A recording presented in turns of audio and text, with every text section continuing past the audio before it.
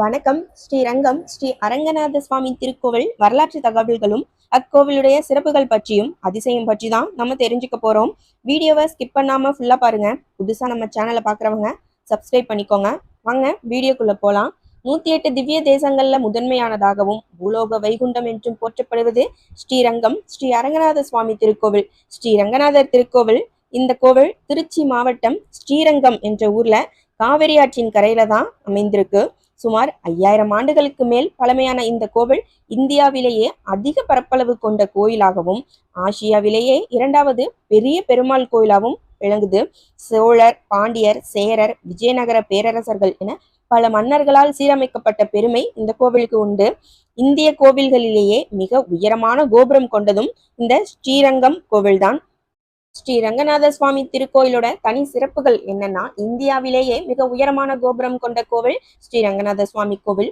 பூலோக வைகுண்டம் என்ற சிறப்புக்குரியது இக்கோவில் தான். வைகுண்டத்தில் இருப்பது போலவே காட்சி தருவார் பெருமாள். மூலவர் ரங்கநாதர், உற்சவர் நம் பெருமாள், தாயார் ரங்கநாயகி, கோலம் சயன திருக்கோலத்துல தான் காட்சி தருவார். புராணங்களின்படி ஸ்ரீராமருக்கு முடிசூடும் விழா நடைபெற்றது. அந்த விழாவிற்கு வருகை தந்த விபூஷணருக்கு ஸ்ரீ நாராயணின் சிறிய சிலையை ராமர் பரிசாக அளிச்சிருக்காரு. விபூஷணன் அந்த சிலையை பெற்றுக்கொண்டு இலங்கைக்கு செல்லும் வழியில் அன்றைய தினத்திற்கான பூஜைக்கு நேரமாகி விட்டதால் சிறுவன் ரூபத்தில் வந்த விநாயகரிடம் அந்த சிலையை வைத்திருக்கும்படி சொல்லிவிட்டு காவிரி கரையில நீராட சென்று விட்டார் விபூஷணர். ஆனால் விபூஷணனின் வர நேரமானதால் அந்த சிலையை ஆற்றங்கரையிலேயே வைத்துவிட்டு மறைந்தார் விநாயகர். கரையில் வைக்கப்பட்டதும் சிலை பெரியதாக மாறியதால் குழப்பமடைந்த விபூஷணன் அந்த சிலையை அங்கிருந்து இலங்கைக்கு கொண்டு செல்ல எவ்வளவு முயன்றும் முடியவில்லை. இதனால் அழுது கலங்கிய விபூஷணனிடம் தான் காவிரி ஆற்றங்கரையிலேயே இருக்க விரும்புவதாக அசரீரியாக வந்து சொல்லிய நாராயணன் விபூஷணனுக்கு இலங்கை இருக்கும் தென் திசை நோக்கி பார்த்தவாறு வீற்றிருப்பதாகவும் வாக்களித்தார். இப்பகுதியை ஆண்டு தர்மவர்ம சோழன் தான் ரங்கநாதருக்கு ஆலயமும் எழுப்பினார். பிறகு ஏற்பட்ட வெள்ளத்தில் அந்த கோவில் ஆற்று மணலில் புதைந்தது. பிறகு கிளிச்சோழன் என்ற மன்னன் மண்ணில் புதைந்த கோயிலை மீட்டு சீரமைத்தான். ஆழ்வார்கள் அனைவராலும் பாடப்பட்ட இந்த தலத்தில் ஆழ்வார்களில் ஒருவரான ஆண்டாள் அரங்கன் சேவைக்கே தன்னை அர்ப்பணித்து அவரோடு ஐக்கியமானாள். இதைப்போல் டில்லி சுல்தானின் மகளும் பெருமாள் மீது கொண்ட பக்தியால் அவரோடு ஐக்கியமானதாகவும் இவரே துலுக்க நாச்சியாராக அழைக்கப்படுவதாகவும் சொல்லப்படுகிறது. ஆதிசேஷனின் அவதாரமாக கருதப்படும் ஸ்ரீ ராமானுஜரின் திருவுடல் 900 ஆண்டுகளுக்கும் மேலாக பச்சை கற்பூரம் வைத்து இக்கோவிலில் பராமரிக்கப்பட்டு வருகிறது. கம்பர் தான் இயற்றிய கம்பராமாயணத்தை அரங்கேற்றம் செய்ததும் இக்கோவிலில்தான். இந்த கோவிலை ஐநாவின் யுனெஸ்கோ அமைப்பு பாரம்பரியம் மற்றும் கலாச்சார முக்கியத்துவம் வாய்ந்த இடமாகவும் அறிவித்துள்ளது. சுக்கிர பரிகார தலமாகவும் விளங்கும் ஸ்ரீரங்கம் கோவிலில் உள்ள சக்கரத்தாழ்வார் சன்னதியில் வழிபட்டால் துஷ்ட சக்திகள், துரதிர்ஷ்டங்கள், நோய் நொடிகள், தடைகள் நீங்குவதாக சொல்லப்படுகிறது. இந்த கோவிலில் வழிபடுபவர்களுக்கு அனைத்து நன்மைகளும் நடக்கும் என்பது அனுபவம் வாய்ந்த பக்தர்களின் வாக்கு. ஸ்ரீரங்கம் ஸ்ரீ ரங்கநாதர் கோவிலில் வைகுண்ட ஏகாதசி விழா மிகவும் சிறப்பு வாய்ந்தது. இந்த நாளில் கோயிலில் சொர்க்கவாசல் திறக்கப்படுவதை காண லட்சக்கணக்கில் பக்தர்கள் குவிவது வழக்கமாக உள்ளது. அதிசயத்தக்க வகையில் திருச்சி ஸ்ரீ ரங்கநாத பெருமாள் கோவில் பல அதிசய விஷயங்கள் அடக்கியதாக கூறப்படுகிறது. இங்கு எல்லாமே 7. இந்தியாவில் எத்தனையோ பெரிய ஆலயங்கள் இருந்தாலும் இந்த ஆலயத்தில் மட்டும் 7 பிரகாரங்கள் உள்ளன. 7 மதில்கள். ஸ்ரீதேவி, பூதேவி, துலுக்க நாச்சியார், சேரக்குளவள்ளி நாச்சியார், கமலவள்ளி நாச்சியார், கோதை நாச்சியார். இது மட்டும் இல்லாமல் 7 உற்சவம், 7 திருவடி சேவை, 7 கண்டுகளிக்கும் சேவை என எல்லாமே 7 அதிசயங்கள் நிறைந்ததாக கூறப்படுகிறது. ஆலயத்தை அதிசயப்பட வைக்கக்கூடிய விஷயங்களை பார்ப்போம். முதல் அதிசயம் ரங்க விமானம். இந்த ஆலயத்தில் உள்ள ஸ்ரீ ரங்க விமானம் சுயம்புவாக உருவானதாக கூறப்படுகிறது. இதற்கு 24 கிலோமீட்டர் தூரம் சுற்றி எங்கிருந்து வழிபட்டாலும் இறைவனின் திருவடியை அடையக்கூடிய முக்தி நிச்சயம் என்கிறது தல வரலாறு.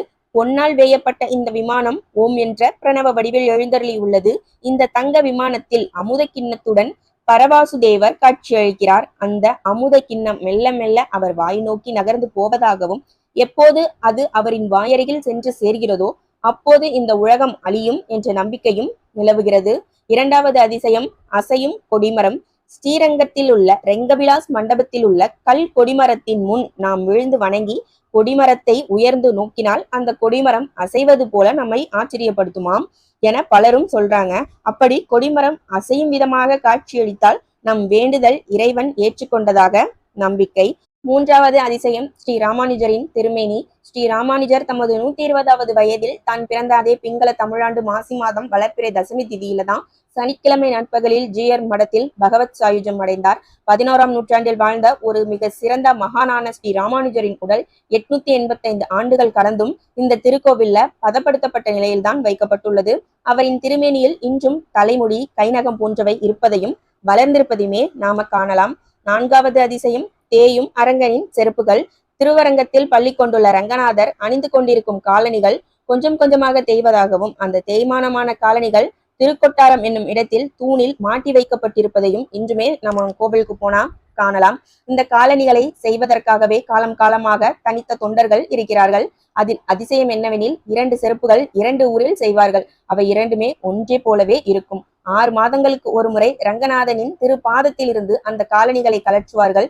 அப்போது அது பயன்படுத்தப்பட்டவை போலவே தேய்மானமாக இருப்பது என்பது அதிசயம். 5வது அதிசயம் ஸ்ரீரங்கனின் ஜொலிக்கும் திருக்கண்கள். ரங்கநாதனின் திருக்கண்கள் விபீஷ்ணனால் வழங்கப்பட்டதாக சொல்லப்படுகிறது. அவை விலை மதிப்பில்லாத வைரங்களால் ஆனவை. ஆனால் அந்த வைர திருக்கண்கள் அயலார் காலத்தில் திருடு போய்விட்டதாகவும் தற்போதுள்ளவை ரங்கனின் திருக்கண்கள் இல்லை எனவும் சொல்லப்படுது. 6வது அதிசயம் வளரும் நெற்குதிர்கள். 20 அடி விட்டமும் 30 அடி உயரமும் கொண்ட 5 பிரம்மாண்டமான நெற்குதிர்கள் அமைந்துள்ளது.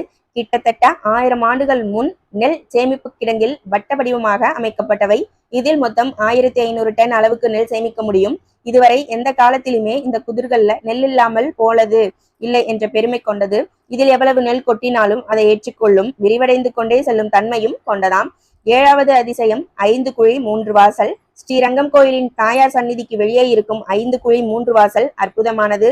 இங்குள்ள 5 குழிகள் வழியே 5 விரல்களை வைத்து தெற்கு பக்கம் பார்த்தால் பரமபத வாசல் தெரியும். இப்படித்தான் தாயார் பெருமாளை சேவிக்கிறார் என்பது ஐதீகம்.